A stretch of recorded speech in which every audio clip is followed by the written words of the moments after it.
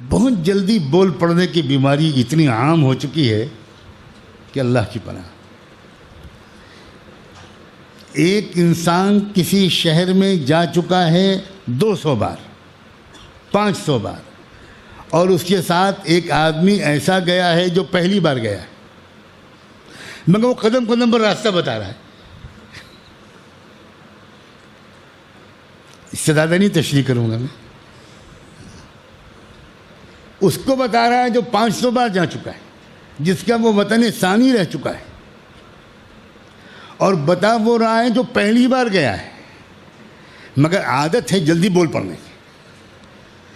تو جو انسان چھوٹی چھوٹی چیزوں میں جلدی بول پڑے گا وہ انسان بڑی چیزوں میں جلدی بول پڑے گا.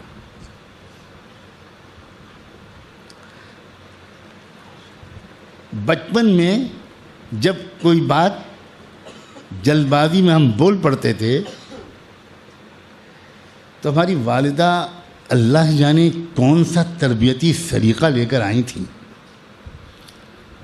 نہ کوئی بیان، نہ تقریر، نہ نصیحت، نہ ڈانٹ، نہ ڈپٹ. صرف ہم کو ایسی نگاہوں سے دیکھتی تھیں، گھورتی تھیں کہ شاید دوبارہ وضو کرنا پڑ جاتا ہوگا. اور مجھ کو لگتا تھا کہ ہم سے بڑا بیوقوف ابن بیوقوف ایشیا میں پیدا ہی نہیں. بس صرف یعنی احساس دلاتی تھی کہ کیا یار تم جلد اتنے سے ہو اور جلدی سے بول دی. اتنی بچپن سے عادت پڑ گئی بڑوں کے سامنے نہ بولنے کی. اور اب ہم دیکھتے ہیں ادھر ٹٹ سے بولا، ادھر ٹٹ سے بولا، ادھر ٹٹ سے بولا، برسات سے پہلے ہی.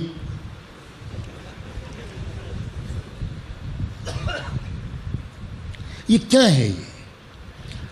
اب جس انسان کے اندر روزمرہ کے معاملات میں سوچ سمجھ کر بولنے کی عادت نہیں ہے، یہی تو مسائل کھڑے کرے گا اپنی بیوی کے لیے، یہی مسائل کھڑے کرے گا اپنے سسرال کے لیے، یہی مسائل کھڑے کرے گا اپنے پڑوس کے لیے، اور یہی مسائل کھڑے کرے گا اس ادارے کے لیے جہاں وہ کام کرتا ہے، یہی مسائل کھڑے کرے گا اس جماعت کے لیے جس کا وہ رکن ہے.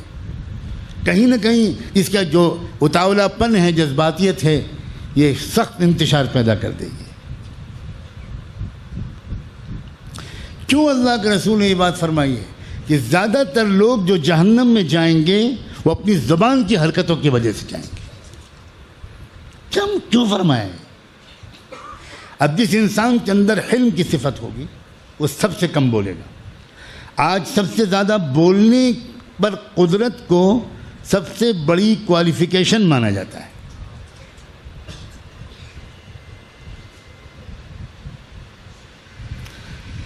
تبلیغ کے احباب کے پرانے خدا کرے دو چار یہاں موجود ہوں.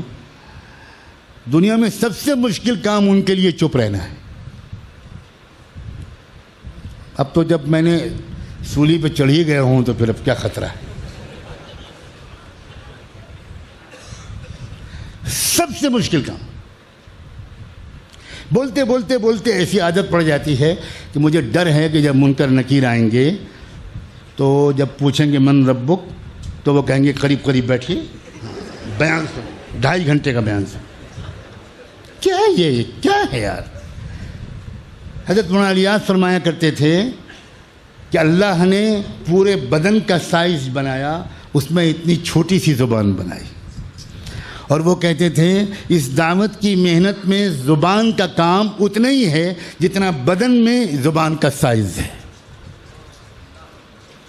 بالکل الٹ گیا معاملہ. سب سے زیادہ زبان ہی کا استعمال ہے، اور یہ جو کچھ فساد ہو رہا ہے یہ اسی وجہ سے ہو رہا ہے.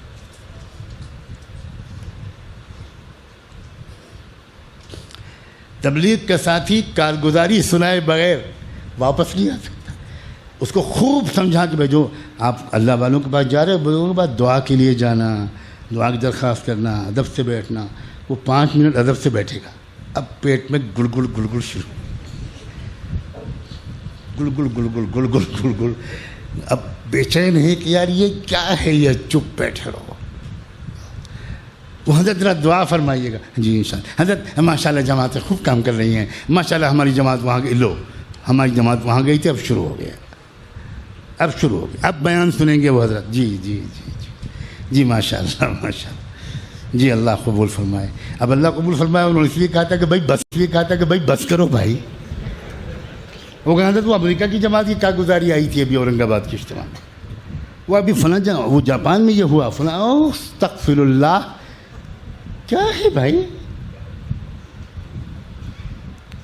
میں بہت درد کے ساتھ کہہ رہا ہوں بھائی, میں نے 40 سال کام میں وقت لگایا ہے, پلا ہوں اسی میں. ہم نے کبھی نہیں دیکھا اس طرح بولتے ہو, کبھی نہیں دیکھا. خاموش بھائی. زبان کا زیادہ استعمال کرنا خیر کے لیے وہ مہلک ہے, تو پھر خیر کے علاوہ مباح موضوعات پر بولنا وہ تو یقیناً مہلک ہے. اور مباح سے آگے بڑھ کر حرام چیزوں میں داخل ہو جانا, اس کے بغیر وہ رہ ہی نہیں سکتا جس نے مباح چیزوں میں زبان کا زیادہ استعمال کیا ہو. امام غزالی نے لکھا ہے جو مباحات میں زیادہ بولے گا وہ حرام محرمات میں بول کر رہے گا. اسی سے غیبت ہوگی, وہی بدگمانی کرے گا, وہی الزام لگائے گا, وہی چغلی کرے گا, ادھر کی ادھر, ادھر کی ادھر. اس لیے چپ رہنا سیکھو, خاموش رہنا سیکھو, سوچنا سیکھو, غور کرنا, تدبر کرنا, بہت دیر سوچنا کسی موضوع پر. یہ سب عادتیں چھن جاتی ہیں ان لوگوں سے جن کے اندر زیادہ بولنے کی عادت ہے.